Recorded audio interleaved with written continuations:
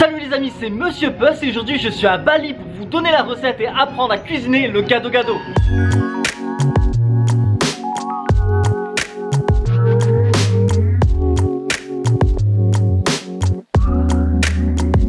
Aujourd'hui pour la recette du gado-gado, je suis dans la cuisine du Warung Setia avec Setia parce que pour faire le meilleur, il faut les meilleurs. Et niveau cuisine indonésienne, elle est imbattable. Mais en plus, je suis sérieux, elle est imbattable. Les présentations sont faites et donc commençons par la liste des aliments qu'il nous faut par personne.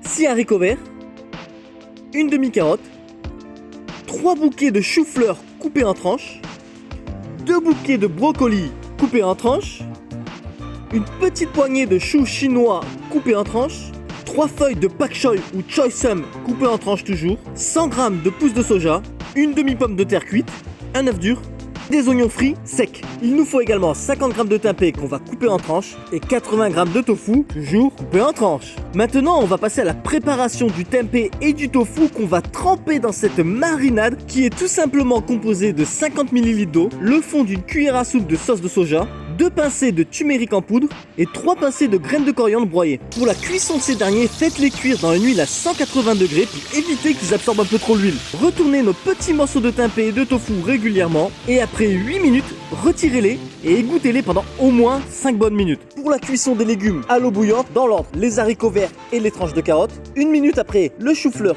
et le brocoli. Et encore 1 minute plus tard, les feuilles de chou et de pak choi.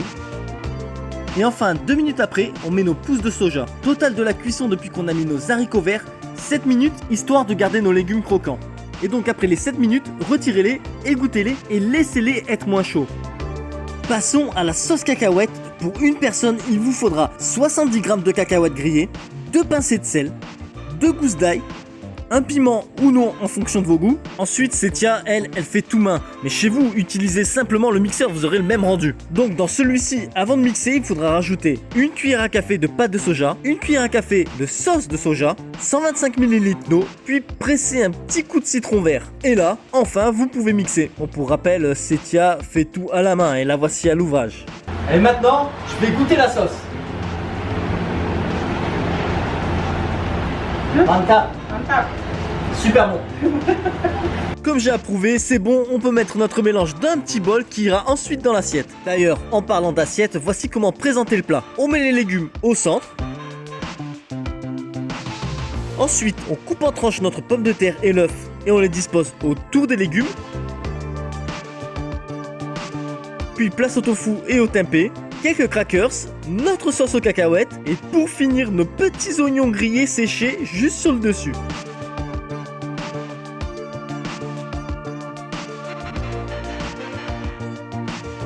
Et voilà le résultat, appétissant non ?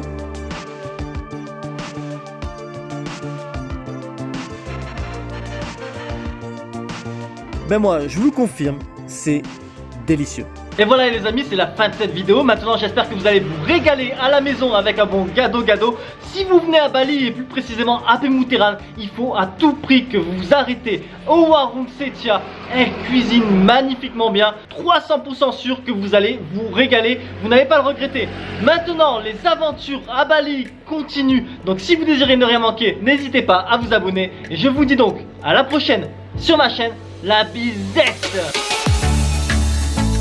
Je vous remercie d'avoir regardé ma vidéo et maintenant si vous voulez ne rien manquer, n'hésitez pas à vous abonner à ma chaîne. À bientôt.